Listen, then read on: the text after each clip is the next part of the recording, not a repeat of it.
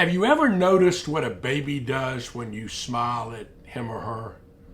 They usually smile right back at you. I'm Rick Jones with today's Tuesday 2-minute tip.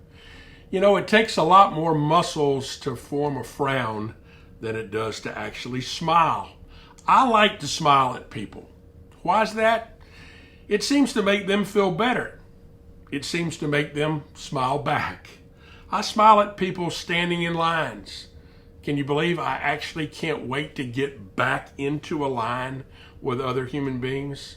I smile at flight attendants, at waitresses, and at housekeepers at hotels. Again, I've missed doing that during the pandemic.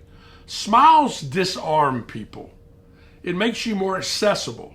It makes you more welcoming, more approachable, more human. Try smiling more at people during these trying times. You'll be better for it, and so will those you're smiling at. And that's your Tuesday tip.